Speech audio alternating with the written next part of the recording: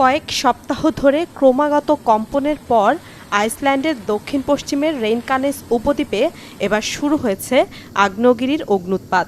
সোমবার থেকে শুরু হওয়া অগ্ন্যুৎপাত ক্রমেই ভয়াবহ রূপ ধারণ করছে।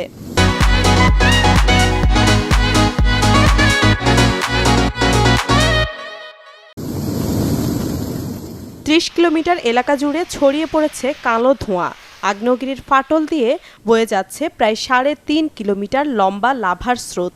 সেই সাথে বড় অংশ জুড়ে দেখা দিয়েছে ফাটল। অগ্ন্যুৎপাতের এই ঘটনা আমাকে অবাক করেনি, বরং আমি অবাক হয়েছি এটা ভেবে যে ম্যাগমা বের হতে ১ মাস সময় লাগলো। নভেম্বরে এমনটি ঘটতে পারে বলে আমাদের আশঙ্কা ছিল। পূর্ব সতর্কতা হিসেবে তখন সেখান থেকে বাসিন্দাদেরও সরিয়ে নেওয়া হয়েছিল।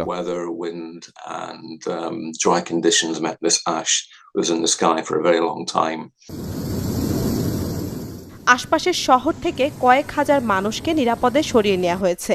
জারি হয়েছে উচ্চ সতর্কতা। উদগীরণ ঠিক কোথায় হচ্ছে তা পর্যবেক্ষণে পাঠানো হয়েছে কোস্ট গার্ডের একটি হেলিকপ্টার।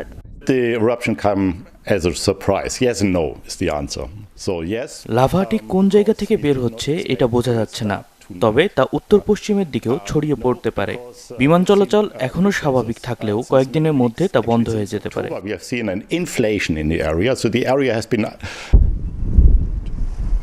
রাজধানী রেইকাভিকের চারপাশ ঘিরে থাকা ওই অঞ্চলে গেল অক্টোবর থেকে ঘন ঘন ভূমিকম্প শুরু হয়।